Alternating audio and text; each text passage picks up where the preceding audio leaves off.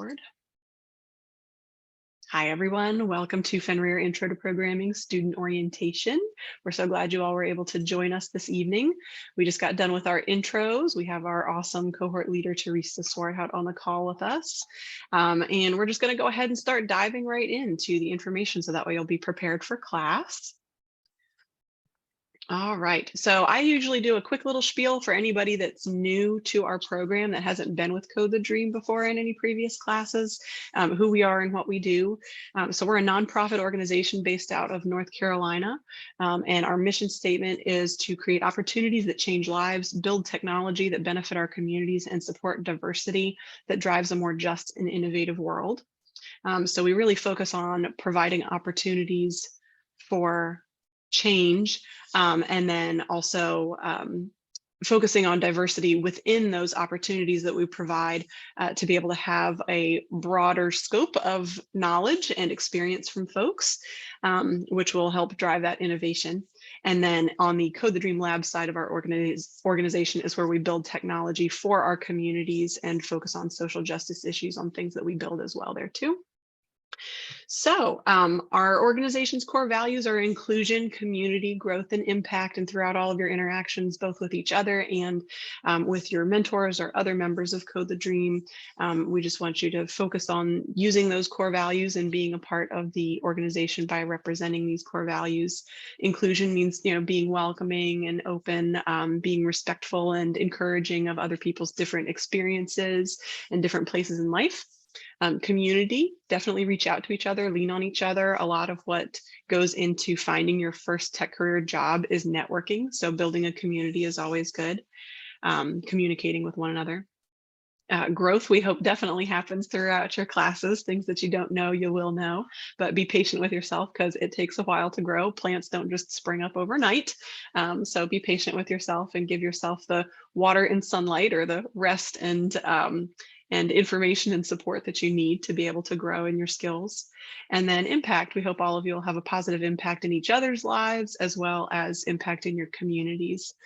We do have applications open now for the May classes. So if you start class and you're like, this is great, I know somebody in my life that could benefit from it, feel free to refer them to the codethedream.org website so that they can apply. All right, so as I had mentioned, we've got two different sides to our organization. The CTD Learn side is where we have classes that are taught through having volunteer mentors, through cohort leaders like Teresa, and then we have staff members with Code the Dream who help with organizing all of that, myself included. And then the CTD Labs side is a development shop where we're building products for clients. The majority of the people who work on the CTD Lab side are apprentices. So they are either graduates from our program or they're people who had applied directly into the apprenticeship program that maybe came out of another boot camp or have already had a lot of experience in development. And the projects that we work on, you can find at codethedream.org/portfolio. If you're curious about what our lab side is building, all of that information is there. Okay, so the Code the Dream path. You've already completed, of course, the online application and the pre-work section, and now you're in Intro to Programming. Your class will begin April 12th, and it'll run until August 1st, 2023. At the end of your Intro to Programming class, you'll have a little bit of a hiatus, a little bit of a gap, so that way you can either reinforce skills or continue to build your portfolio or review concepts, anything like that, hit some stretch goals, anything that you might want to do until the advanced classes that start on September 27th, 2023. Those advanced classes will run until February 2024. After advanced classes, students do a practicum. It's where you work in small groups on a project for your continued learning and to get you a little bit more comfortable with development workflow. So how we organize projects, how we communicate within teams as far as who's working on what features of a website or an application. At the end of practicum, you're welcome to apply for the Code the Dream Labs side to be an apprentice on that side of our organization.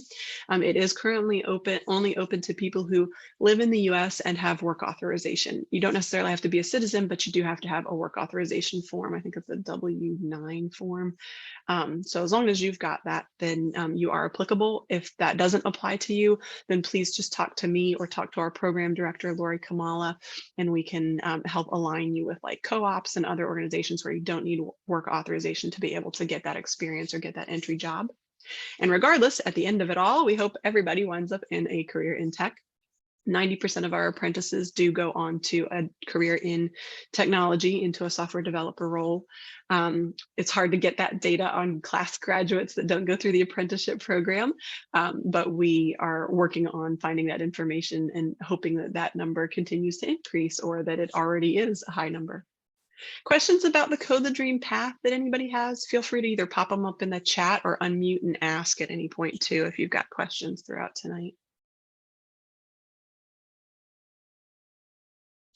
All right, so we'll keep on keeping on then. Oh, yeah, go ahead. The schedule, how is it going to be? I mean, the classes is going to be a live classes. It's going to be recorded. So there are parts that are live, and there are parts that'll be what we call asynchronous, where you kind of message back and forth. So the group mentor sessions and the one-on-one mentor sessions that we'll talk about in a little bit in depth, that's where you're meeting live on a call like we're doing right now to be able to get information or get assistance from mentors on coding assignments or understanding your lesson materials. But the majority of the class is sort of a flipped classroom model. So you'll go through lesson materials and you'll work through a coding assignment on your own at your time, whatever works. And then you'll take a look at the schedule for when those sessions will be to be able to sync up with people live to be able to get any assistance with lesson materials or things like that. But it's not going to be a traditional classroom model where you sit and get lectured at for an hour and you have to absorb that information.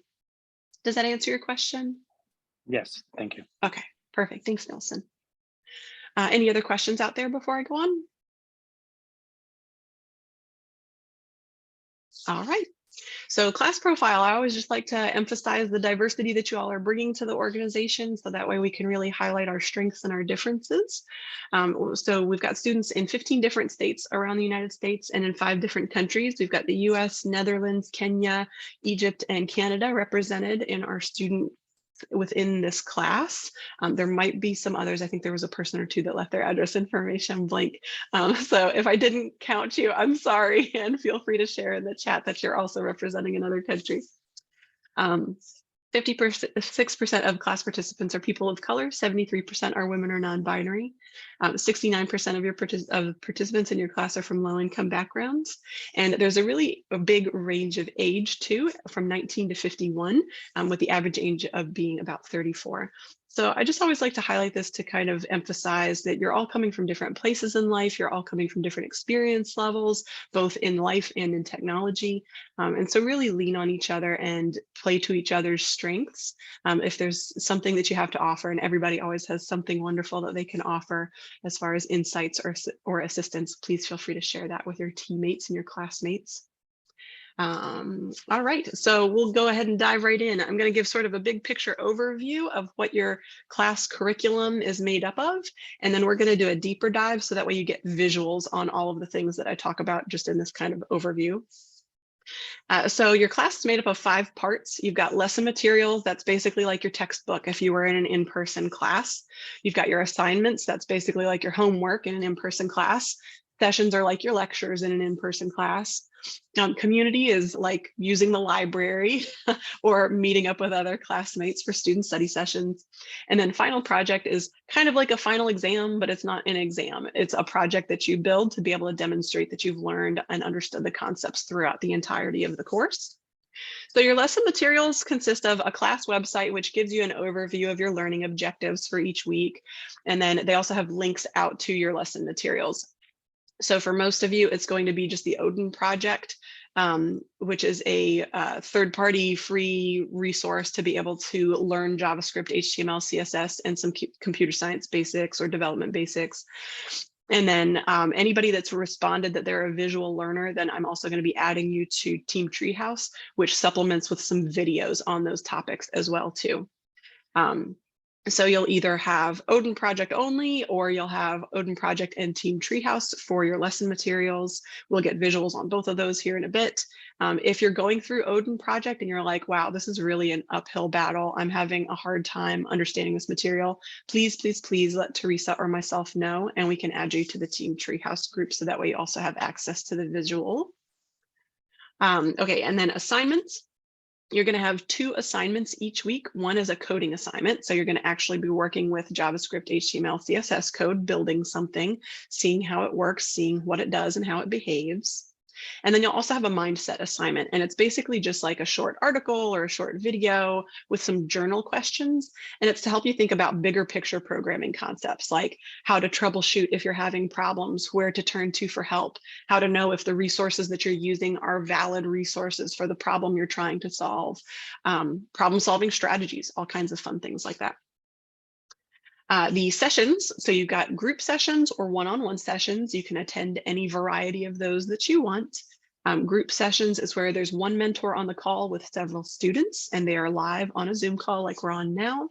And it's not necessarily a structured format of a lecture, like I was telling Nelson earlier, but it is an opportunity for you to be able to bring questions from your lesson materials, from your coding assignment, and get live assistance from somebody. Sometimes those sessions might look like share your code and kind of work through the project together. Sometimes mentors will have examples that are separate from the coding assignment or from the lesson materials to kind of have you thinking critically about what you're learning that week. So sessions can vary. Feel free to visit around to different mentors that have different sessions available within your availability, and see what the different learning styles are like and different teaching styles are like. One-on-one sessions is where it's just you and a mentor, and you schedule that with that mentor specifically. So that way, if you're behind in class and working to catch up, if there's a concept you're really struggling with, if you're not comfortable being in a group as you work through whatever you're struggling with, then feel free to sign up for one of those one-on-one mentor sessions. For community opportunities, we're all online, so it's hard for us all to meet up for coffee or drinks. But we do have Slack is the workspace that we use to be able to communicate with each other. And we'll be sending you Slack workspace invitations for anybody that's new. For those of you that are returning to us from another class, then we'll be adding your class channels into your account. And it's basically just a online communication program. So that way you can message each other. You can see what announcements Teresa posts about lessons for the week or any other important announcements about the organization. You'll have a discussion channel where you can chat with each other about like, hey, I had a question about this homework topic. Can anybody help me? That kind of thing. And then an outlet channel. So that way you can share your wins or vent your frustrations. The outlet channel just has myself, Teresa, and all of you on there. It doesn't have any other mentors or staff members. So feel free to just be your authentic selves on that channel, especially, and be like, I am really struggling, or I'm so excited I finally got something to work. So feel free to use that just as a place to kind of come together. We also have a Discord server for those of you that use Discord or are familiar with it. It started out as a way for gamers to be able to kind of connect online and chat while they play games.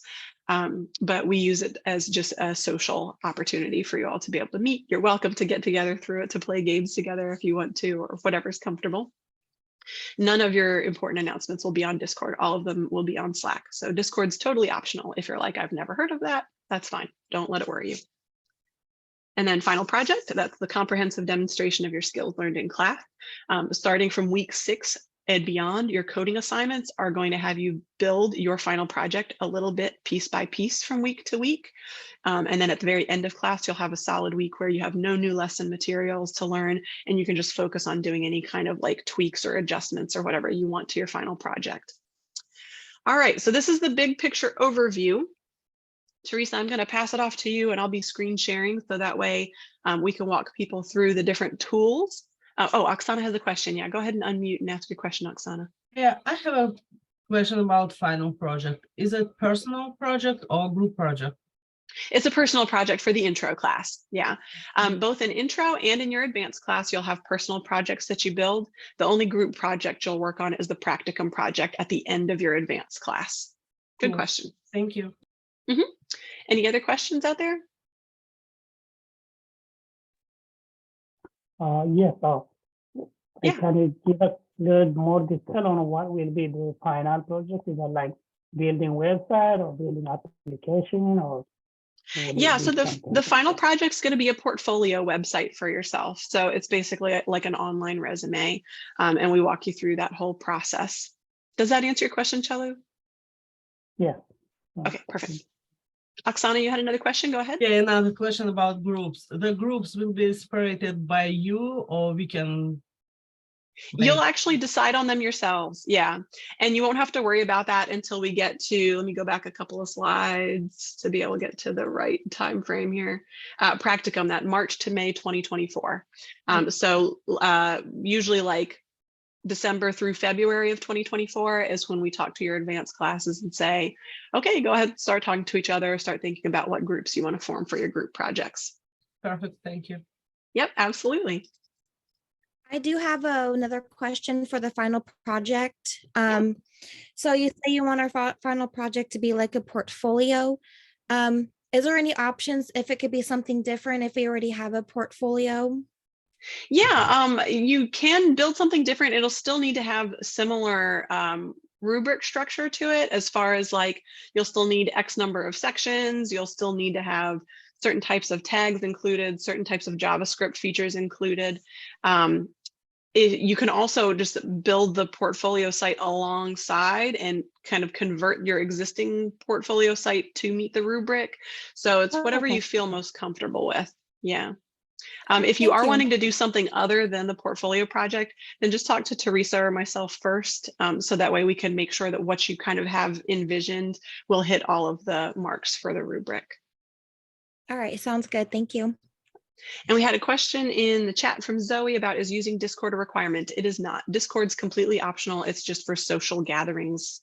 There won't be anything class-wise from Code the Dream on there. You all can ask each other questions on there if you want to, but all class announcements and everything will happen on Slack instead of Discord. Other questions before we move on?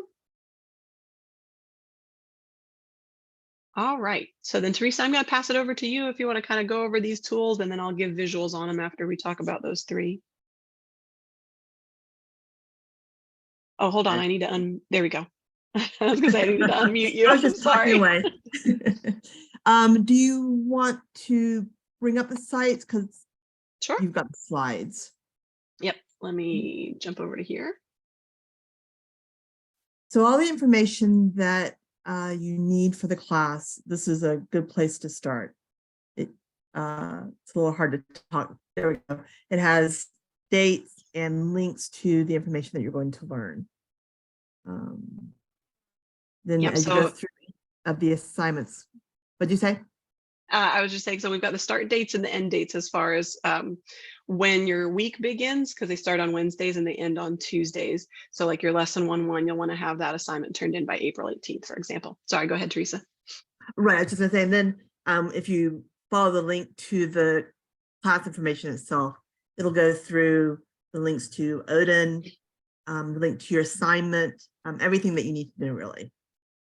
Yep, exactly. And your first week, you won't have a mindset assignment. So there's a paragraph here explaining that. But then from week 2 on, you'll still have your links for your lesson materials. You'll still have your link for your coding assignment in that coding assignment section. And then the mindset assignment is where it'll have like a video to watch or an article to read. And then these journal questions that we have bulleted down at the end, those will be the questions that you answer as your mindset assignment. Okay, and then let me. And Mary, does everybody have access to this now, as of now? Yes, let me go ahead and put the address in there. So that way, if anybody is wanting to visit while we're on the call, then they can do that.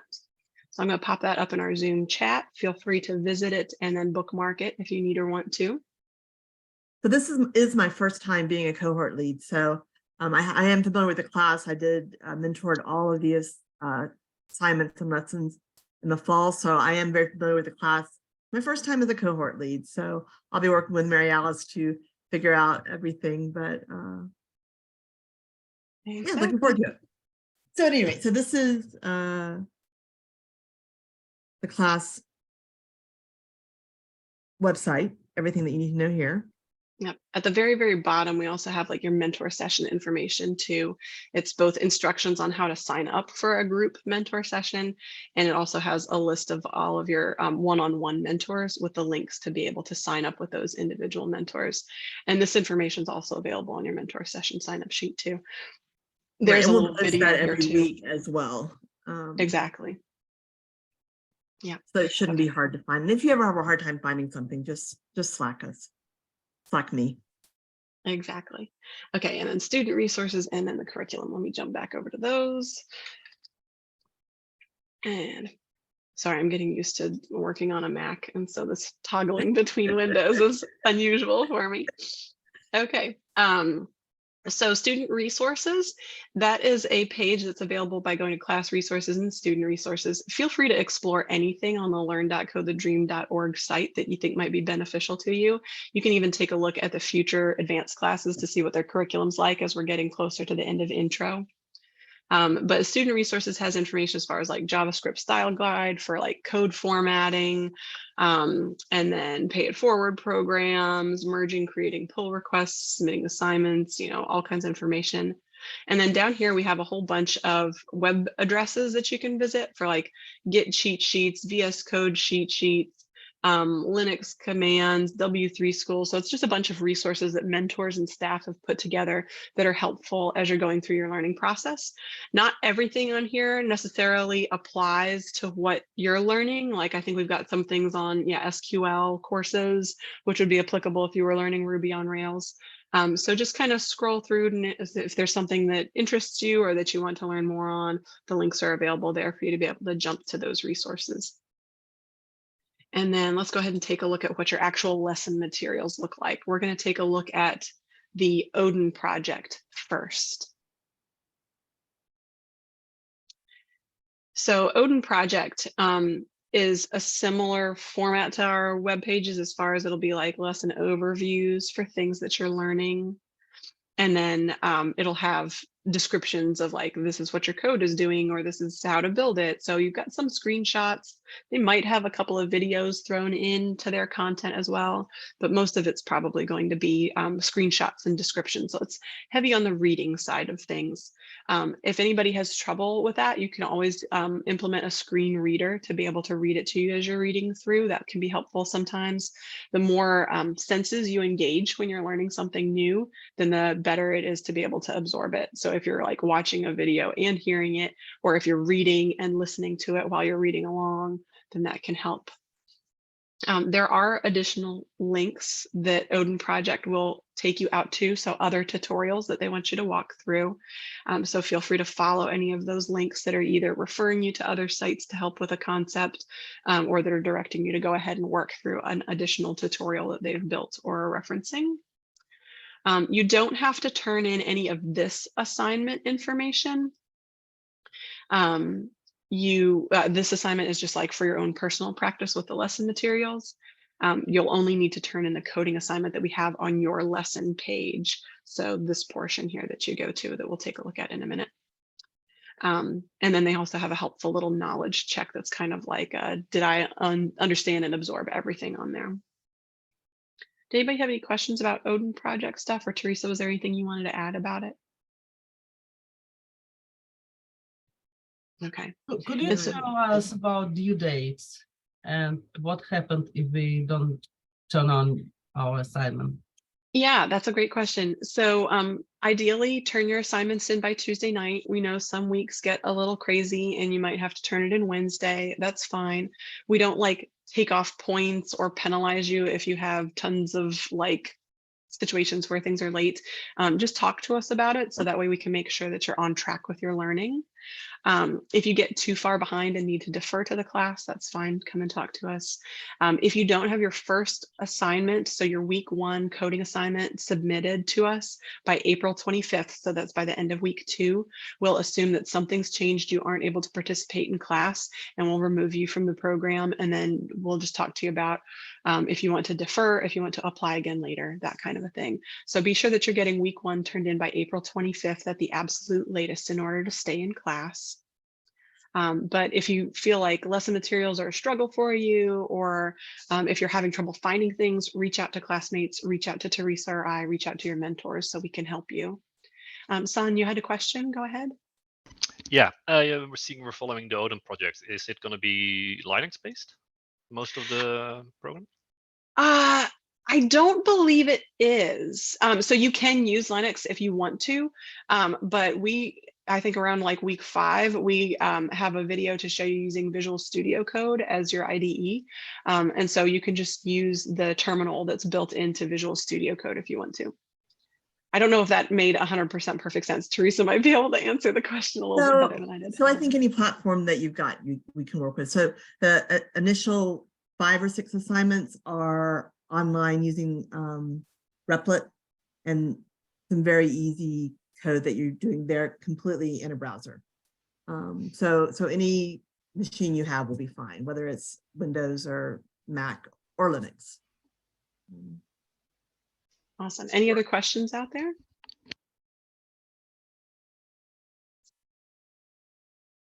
All right. So for those of you that answered that you're a visual learner, then we'll also be adding Treehouse into your availability to be able to take a look at those lesson materials, and you'll get a copy of which videos go with which weeks of lessons.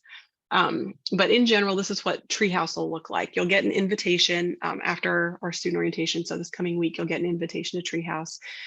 For those of you that are visual learners, everybody will get invitation to Slack Workspace this coming week too. And Treehouse will have a series of like videos. They also have little like checkpoint question review sections. They have some things where like you can have a code challenge where you sort of code alongside in a little workspace that they have available on their site. Their videos take up a lot of real estate on their webpage.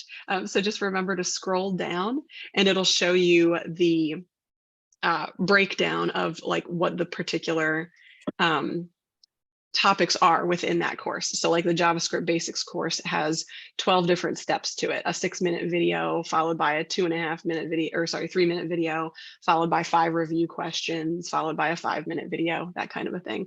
And so you can always jump around. It does save your place so you can get back to it if you need to. It also has some great features too, as far as like the video themselves. You can go to video transcripts, so that way you can kind of follow along and read while you're listening and watching. And then the workspaces section is where you can code alongside. Questions about Odin or Treehouse that we can answer? Hey, I don't have the question about the Odin and Treehouse, but I do have a question about the assignment real quick, if I missed. I don't know. So what source we usually use for the assignment? Because we use the Khan Academy and Sandbox. So, yeah. I mean, for me personally, Khan Academy was easier. So yeah, and it'll be similar to Sandbox. Unfortunately, for those of you that really liked Khan Academy, Treehouse will be like Khan Academy, and then the Replit is going to be like Sandbox. And let me actually go ahead and take you to it so that way you can see what it looks like currently. Yeah, I'm a learner, so it's like for me, exactly. Yeah, that's fine. So we'll go over a little bit of that right now. When you first click that coding assignment, click here to go to your assignment, like what we saw on those lesson pages. It'll take you to replit.com to your particular assignment. So like JavaScript basics assignments, your lesson 1-1. If you haven't signed up for Replit, then it'll want you to sign up.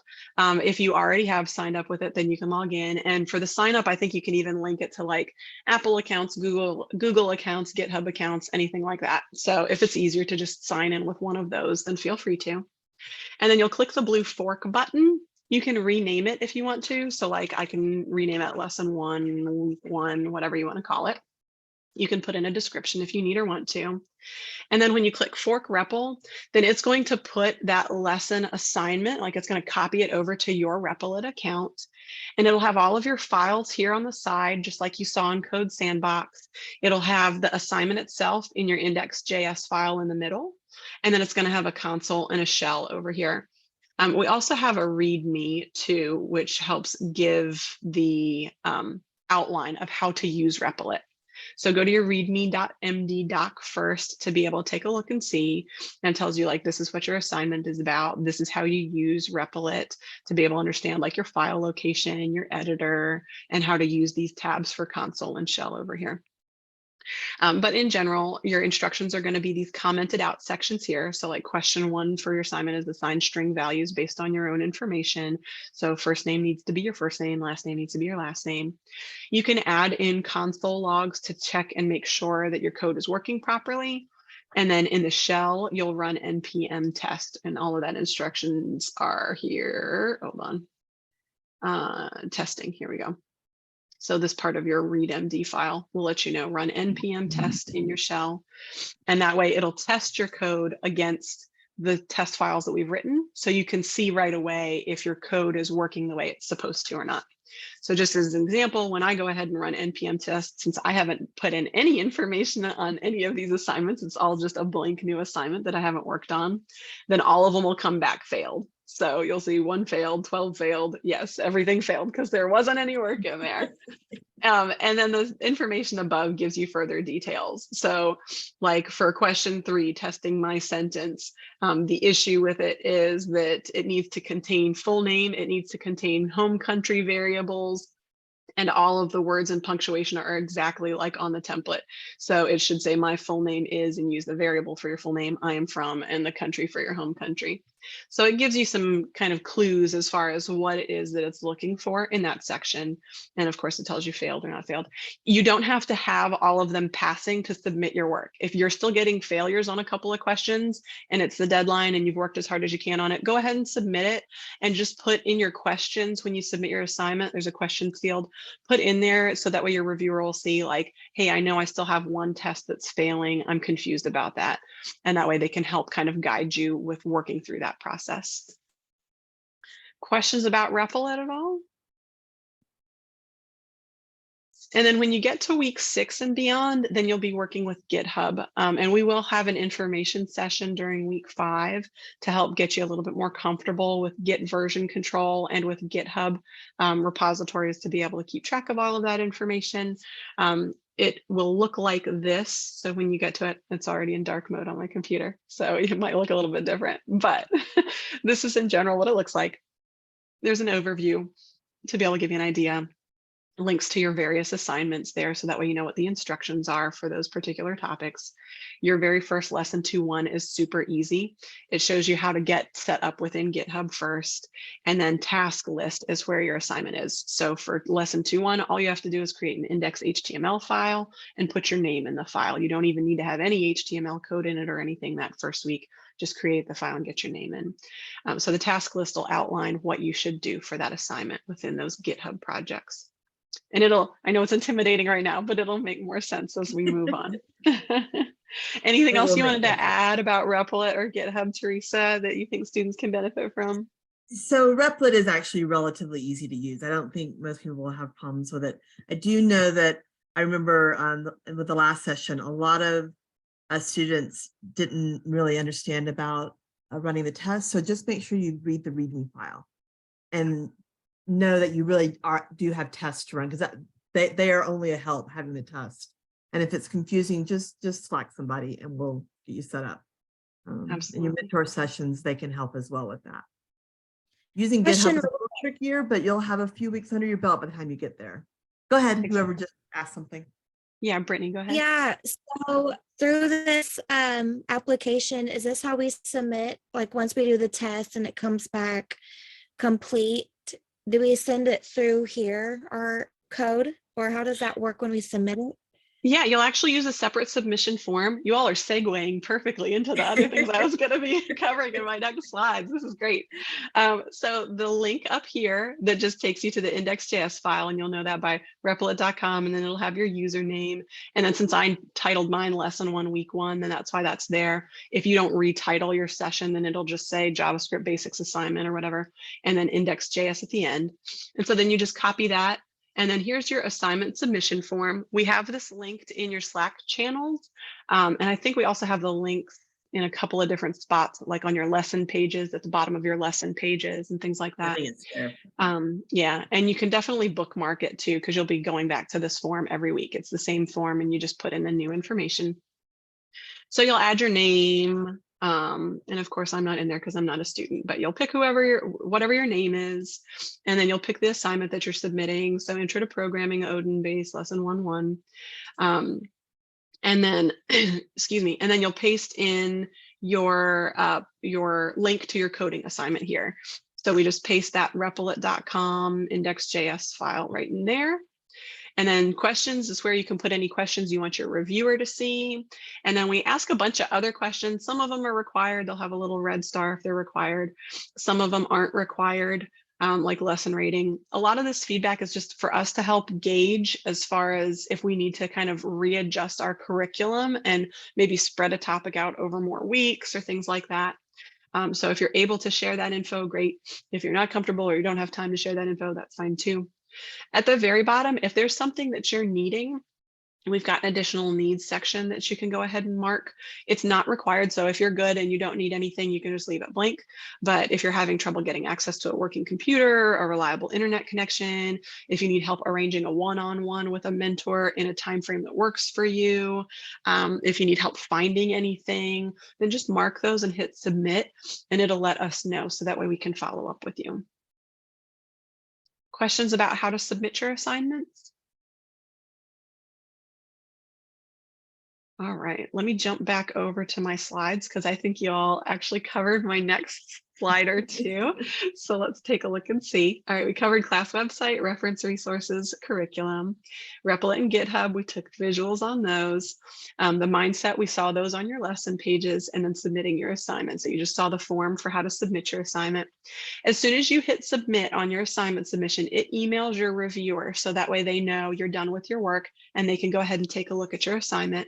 They should provide feedback within a week of when you submitted it. If you haven't heard back from them within a week, then please let Teresa or I know right away so we can follow up with them in case there was any kind of like glitch in the system and they didn't get the notice or anything like that. So please be sure to let us know.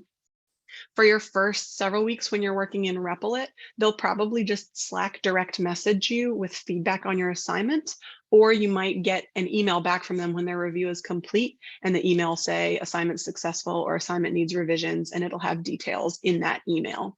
So keep an eye on your email throughout class, keep an eye on your Slack throughout class. That's where you'll get any kind of notifications from your reviewers and from Teresa and I. All right. So then tools for connecting with mentors, obviously Zoom, you're familiar with that a little bit because that's what we're on right now. You can turn on closed captioning features like we're using tonight. If for some reason it's not working, then the mentors can just let Teresa or I know, and I can go ahead and set it up so it works. Normally, we don't record the group mentor sessions, but if you are wanting your mentor that you're visiting with every week, or if you want a particular session recorded, just let your mentor know and I'll provide them with what they need to be able to record it. The other way that you can connect with mentors is through Slack calls or huddles. So let me go ahead and show you Slack right now, just so that way you can see kind of what that winds up looking like. And so for Slack, again, you'll wind up, sorry, come on, jump to my other screen. I think it's not going to behave itself because I'm already sharing. And so it won't let me jump. Hold on, let me stop sharing and reshare in just a second.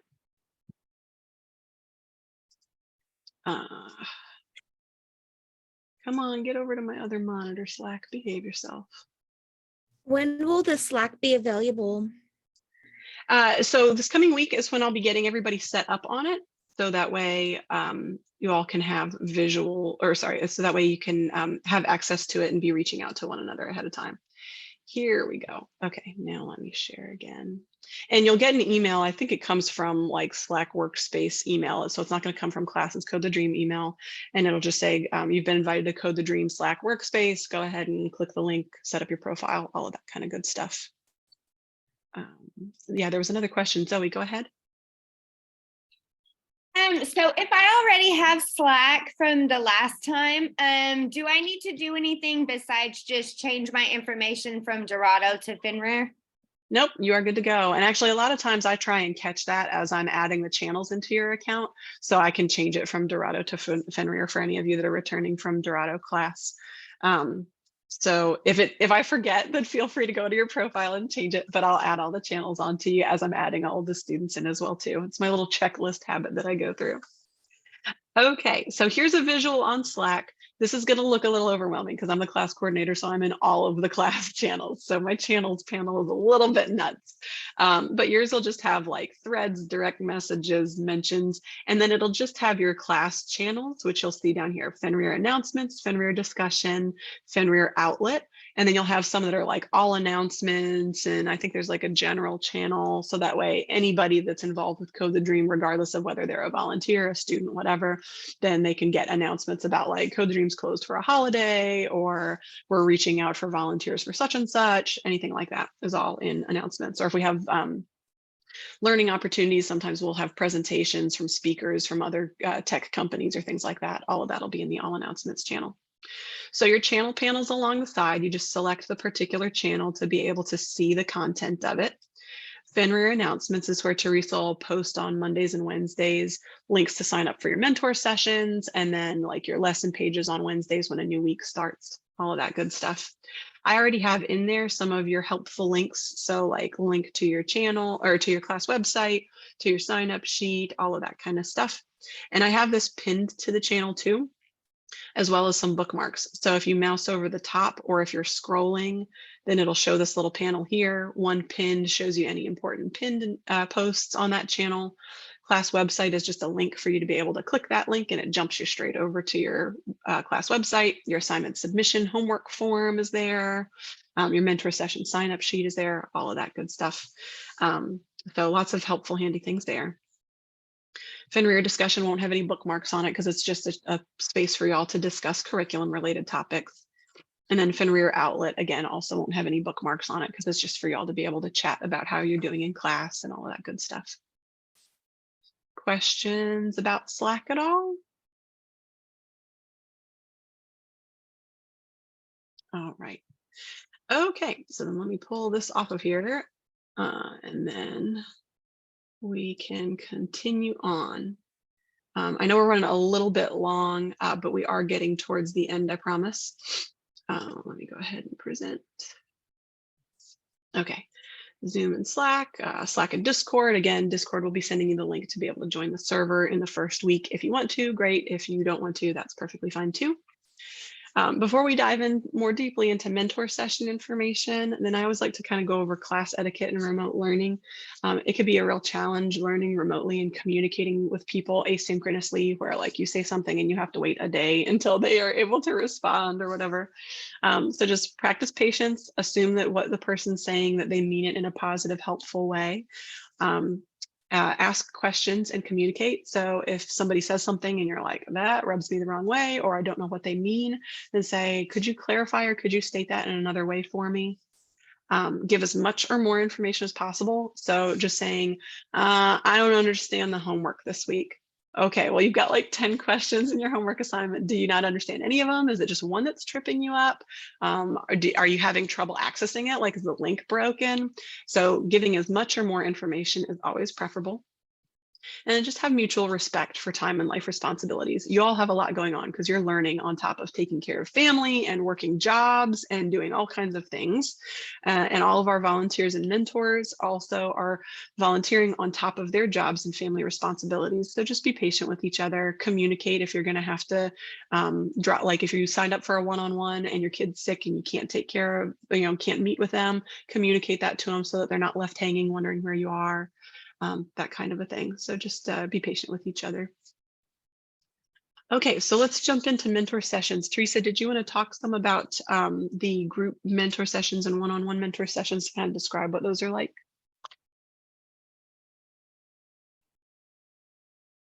Sorry, I muted myself. So yes.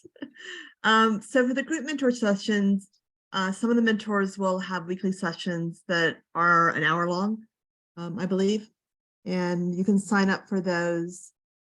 And they will just go through any questions people have, anything the mentor feels like is good information to have up front. I think you'll find there'll be a lot of variety in how people approach things, both the mentors and the students. So it's good to hear a lot of different approaches to different things. So those are good. And then if you need some additional help or want to have other questions, you can sign up for a one-on-one mentor. That is what I did last year, and I really enjoyed it, talking with students about specific problems they have. And you can sign up for those using, I think Mary Alice is going there. Yep. So the sign up for the group sessions is in a spreadsheet, link right here. Sign up for the one-on-one mentors is through Calendly. Yeah, And they and will we've got have links to their available time. Calendly here too, so that way you can get to them either here or at the bottom of the website where you've got the little orange buttons. You can do either to sign up for one-on-one mentors. Sorry, go ahead, Right, Teresa. I was saying, so the one-on-one mentors will have available office hours, and you can sign up within the hours that they select as being available. Yeah. And this is what that looks like when you go to sign up with a one-on-one. So it'll have the mentor's name and information, any details that they wanted to share. The blue bubble dates are the dates when they've got availability. So you can just click on whatever date works with your availability and it'll show you the times they're free that day. All of this converts automatically to your time zone. So regardless of where Leo Angelo is at, if I wanted to meet with him on Friday, March 31st, then I know that I can meet with him at either 10 a.m., 10:30, 11, or 11:30 my time. So you just pick whatever time, click confirm, and it'll email you all the details and remind you so that way you can add it in your calendars or do anything like that that you want. For the On group the mentor sign-up- sessions, go ahead. Oh, go ahead. On the sign up, Mary Alice, was there a place for them to specify what issues they were having? I think it's optional. Some of the mentors do sign up, some of them don't. So usually they'll have like share a Oh, lesson okay. and topic that you need help with. So when you click that blue confirm, then you'll put in your name and your email address for where you want that email confirmation to go to. And then they might have some additional questions about like, which week are you working on? So this page might look a little bit different from mentor to mentor, depending on how they set it up. But most of the time it'll give you a summary of what you're signing up for and then have Right. those fields before you hit schedule event. So I would recommend, just from having done it before, I would recommend putting as much information as you have in there, even as much as a link to your Replit. But I always found it helped me if I could look at it for a few minutes ahead of time, then I didn't waste time when I was working with the student trying to figure out which end is up. Even though I'd seen the assignment before, sometimes it takes a minute to figure out what's going on. So I would students can be recommend, on different weeks if they're playing catch up too. So exactly, putting as much information as possible in there. So really just kind of I definitely try the group sessions, and I think you learn a lot from hearing what other students' questions are as well. And whatever you're confused about, I guarantee you someone else is confused about it as well. 100%. Before I started in this role, I also had mentored as a group mentor for the intro class. And inevitably, if somebody wasn't asking a question in my session, I'd be like, when I was learning this, I had a question about such and such. And then I'd have 2 or 3 students at least be like, yeah, I wondered that too, but I didn't want to ask. And it's like, yeah, just go ahead and ask. It's okay. Yes, do not feel like you can't ask a question, any question. I mean, believe me, someone else is confused about it as well. If you're confused, exactly. Someone else is. So don't feel shy about asking questions. Exactly. For the group mentors, I just want to mention, don't be concerned about the schedule right yet. We're doing our mentor orientation for all of your class mentors tomorrow night. So they'll be confirming their dates and times. So it looks a little bare bones right now, but I promise this will be filling out. You will have more than 2 mentor sessions or 3 mentor sessions available. The way this sheet works is it'll let you know what the session type is, because starting week 2, you also might have some student study sessions on the calendar. So it'll either say mentor session or student study session up there. And then whoever the mentor or the host is for that particular session, their name will be there. It'll have the host's local time zone and the meeting time, their local time listed. And then we've got these converter links, so that way you can easily see what it's going to be. So if we follow the converter link for Rick's session that's going to be on Wednesday at 5:30, if you're in a different time zone, like say I was on the West Coast, then I can take a look and see, okay, Monday 2:30 p.m. is when Rick's session is going to be. So I need to be available at 2:30 Pacific time to be able to meet with Rick 5:30 his time. So just follow those links to kind of help guide you. It's a little confusing with dealing with time zones. We've tried to make it hopefully as streamlined as possible, but reach out if you need any help with any of that to Teresa or I. And then to sign up, like say I wanted to go ahead and take Rick's session at that day and time, then you just type in your name and there you go. It automatically saves it after you type in your name, and now Rick will know I'll be in attendance for his session. If there is nobody signed up for a session, the mentor might cancel it, because if they see nobody's attending their session, then they might have other things that they need to do. So be sure that you're signing up for your sessions if you're intending to attend that particular time, so that way they know to expect you. In general, if you are on a group call for a mentor session and it's 15 minutes in and the mentor still hasn't shown up, feel free to ping them on Slack. So just do an @ and their name in the class announcements channel and say, hey, we're all here in the Zoom room waiting for you. Are you still having your session? And that can kind of ping them. Everybody's human. Sometimes you forget or lose track of time. If they haven't shown up after that 15-minute period, feel free to either stay on the call and work together as like a student study session, or jump off and focus on your work to be able to get things done during that time instead. So it happens from time to time. Hopefully it won't be a frequent occurrence, but just want to let you know sort of how to handle that if you show up to a mentor session and they don't turn up. Yeah, you had a question, Zoe? Yeah, so I don't know why the sign-up sheets are so stinking confusing to me, but they don't make any sense. Like, I couldn't grasp the concept of that, the whole, like, just how the time is placed and how it doesn't make sense to me at all. It is super wild. Does covering it help you feel a little bit more, or do you need me to review it again? Or yeah, can you review it one more time? I'm sorry. Yeah, no, that's perfectly fine. And sometimes having an example is more helpful. So what day of the week are you usually available, Zoe? Usually Wednesdays or Thursdays is a good day for me. Okay, perfect. So then any mentor sessions that are in the Wednesday block, then you would take a look. And if you have multiple, like on Monday, we're going to have more than one mentor offering on Monday. So take a look at anything within that day and date for who's offering and when. Okay. And then this part I think is different from Dorado class. I think before we had like all of the different time zones listed, and now we just have whatever the local mentor's time zone is.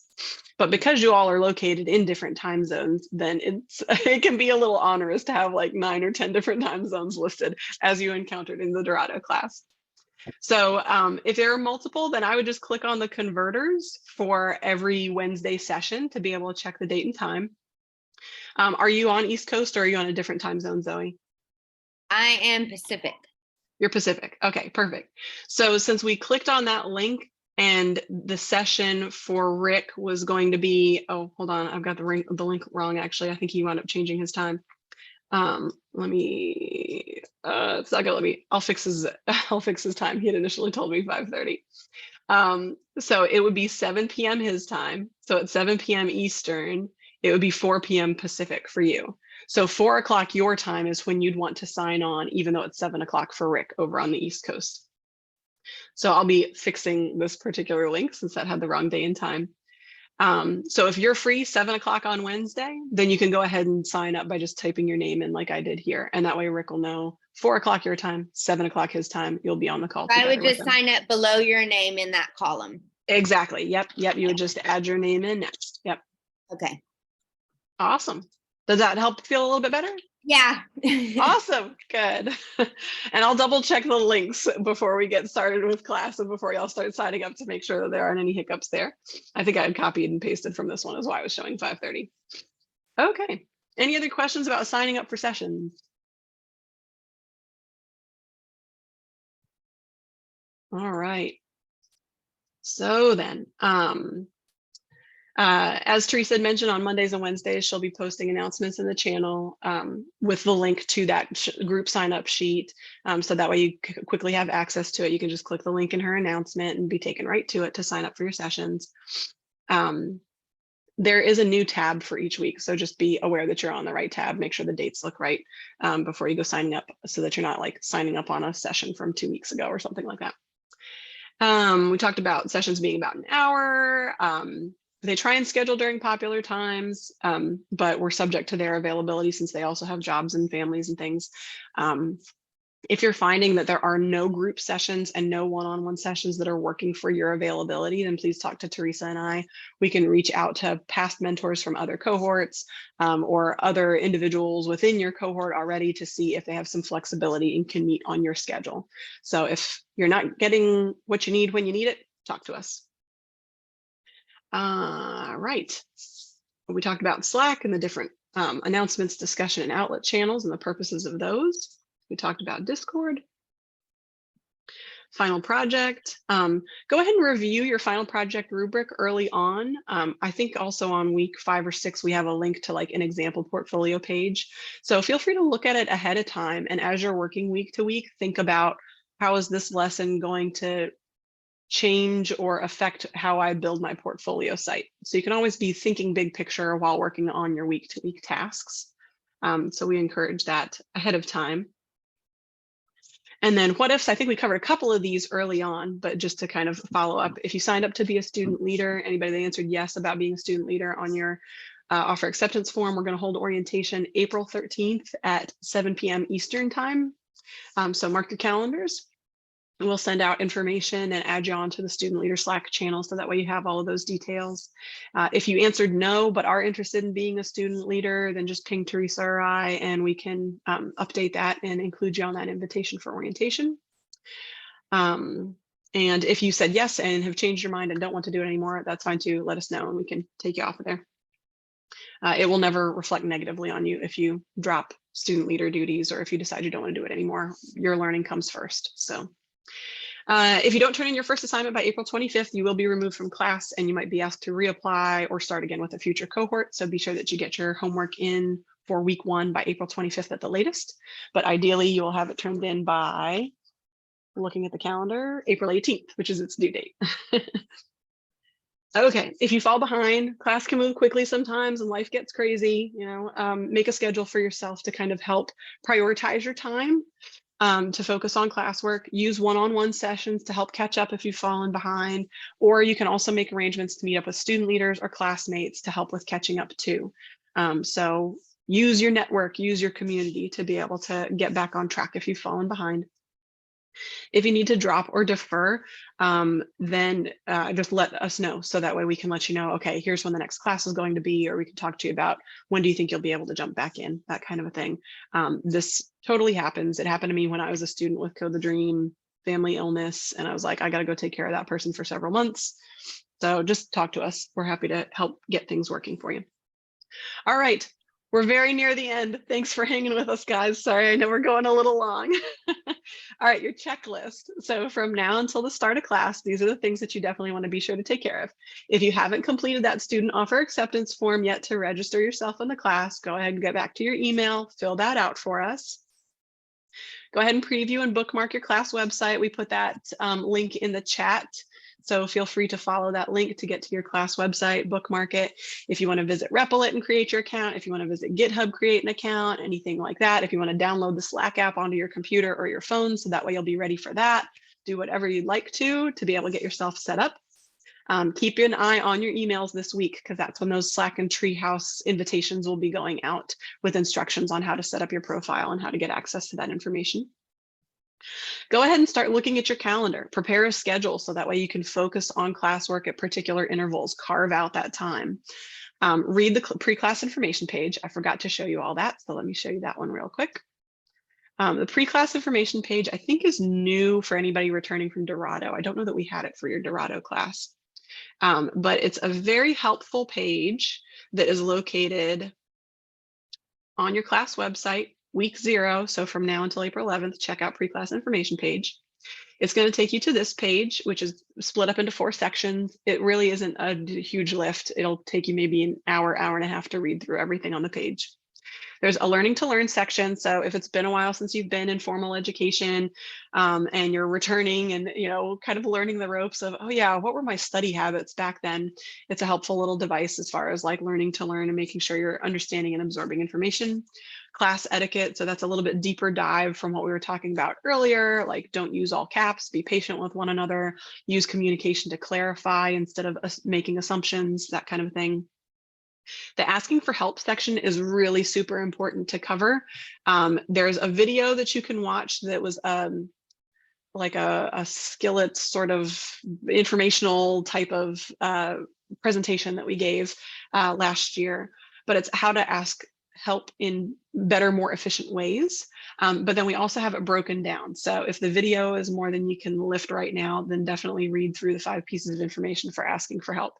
Identify what your problem is, isolate what your problem is, identify any error messages that you're getting, like in your console or anything like that. and be aware of what tools you're using. So like when you get to your portfolio pages, is something not displaying in Safari, but it is displaying in Chrome or vice versa. So just be aware of the tools that you're using and what isn't and is working.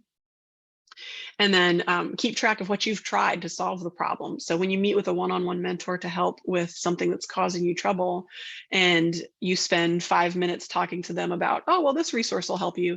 Yeah, I already looked at that. Then you just wasted 5 minutes of your time.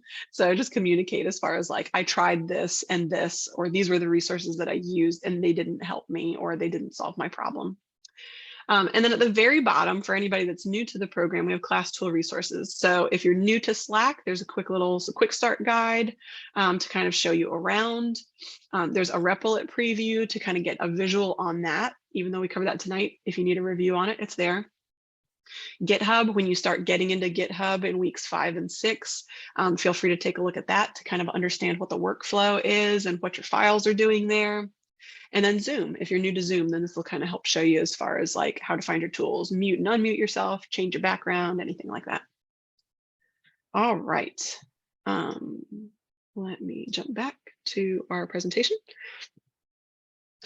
So we're doing something a little bit different with this class too. We did your student orientation 2 weeks in advance of the start of your class instead of 1 week, because we know sometimes it takes a little bit to be able to get onboarded. So next week, the week of April 5th through the, I need my calendar again, 11th, Teresa and I are going to have office hours on that mentor session spreadsheet.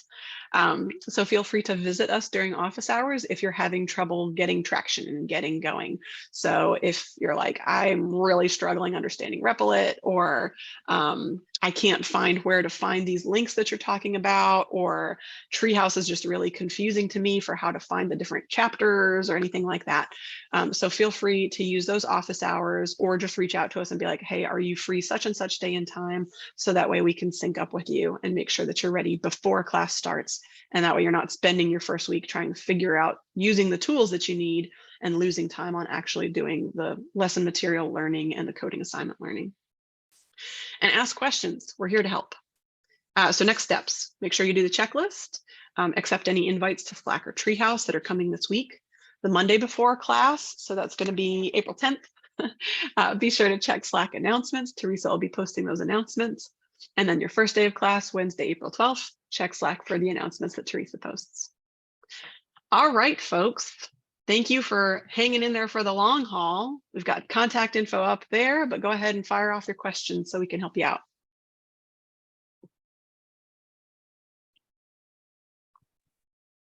Quick question.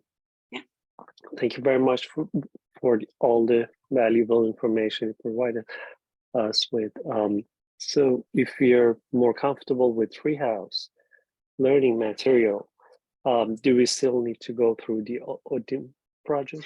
You don't need to, yeah. So if you've got access to Odin and Treehouse, I would recommend checking out Treehouse first. That does cover everything that you need.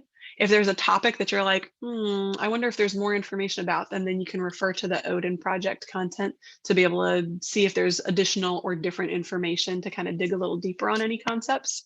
But if you're only doing Odin, or if you're only doing Treehouse, either of those should be sufficient to be able to work. We used to only use Treehouse back in the day.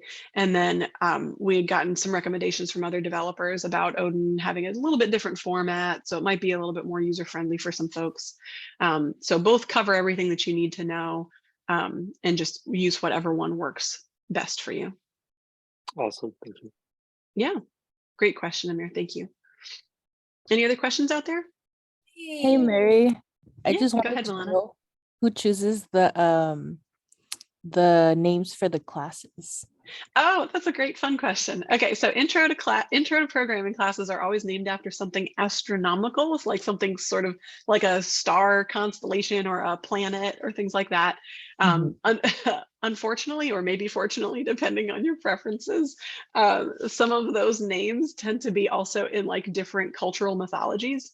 So Fenrir, your class name, is actually a I think it's a Norse god, if I'm remembering right. Yeah, thank you, Teresa, for the nod. I Googled yeah. it. There you go. And yes, that's right. But for Harry Potter fans, it's also the name of a werewolf in Harry Potter, in case you're curious. And she actually pulled Okay. his name from Norse gods. So, Okay. but yeah, intro to programming classes are always sort of star related. React classes, the advanced React class are always named after birds. Ruby on Rails classes are always named after fish. And then the Node.js Express classes are always named after mammals. So it was just an easy way for us to identify who's in what classes. Oh, okay. Thanks, Mary. Yeah, no problem, Flora. So I've got a really quick question. Yeah. Of the completion of the class, are we gonna get any certificate or some sort of like evidence that we had this type of coding class, or how's that work? Yeah, absolutely. Great question, Milana. We do offer a certificate of completion. So once you turn in your final project, then your reviewer will take a look and let us know, yep, they're passing grade, that kind of a thing. And then when they submit their review of your final project, then you'll automatically get your certificate emailed to you. And it basically just kind of covers like Code the Dream, verifies the student spent approximately 250 hours, I think is the average for most students. So that's what we put on the certificate. 250 hours educating themselves on JavaScript, HTML, CSS. In the tech industry, a certificate isn't the same as like, you know, getting a diploma from a high school or getting a license or a certificate from a law degree or something like that. But it is helpful to be able to have that PDF shared on LinkedIn or put it on a portfolio page so that way people can verify and or research to see, okay, what program did you learn your concepts from and what did you learn in that class? Okay, thank you. Any other questions out there? Go ahead, Nelson. I'm checking Treehouse right now, and it's something that you have to pay, right? You actually won't need to. So if you had responded that you're a visual learner on your student offer acceptance form, then I'm going to go ahead and add you to our account. We pay for your access use. So don't give them a credit card, don't sign up or anything like that. You'll get an invitation from Slack, or not from Slack, from Treehouse through our workspace, like through our organization. Oh, okay. And then they'll get you all set up. Yeah, excellent question. I'm glad you Perfect. brought that up and checked on that. Perfect. Yeah, there should never be Thank you any so much. expense to any of our classes ever. So even as you move on to advanced classes, you'll never be asked to buy a textbook or anything like that. Like the only expenses would be personal expenses. Like if your computer breaks and you need to buy yourself a new computer, you got to pay for your own internet connection, that kind of a thing. But any kind of textbooks or anything of that nature, you'll never be asked to pay for. Perfect. Thank you. Yeah, absolutely. Did we answer everything? Any other questions out there? One more question. Yeah, go ahead. I don't think this program is Section 30 approved. Am I correct? If that it's Section 30 approved, is that what you had said, Amir? Yeah, that's the program for unemployment insurance. I'm not sure, actually. I haven't gotten that question before. Let me check with our program director and our COO to see if there's any kind of like documentation we can give that helps with that. Because I'm not 100% sure. Okay. No problem. Yeah, I'll be in touch with you though to let you to be able to get an answer to your question. Okay.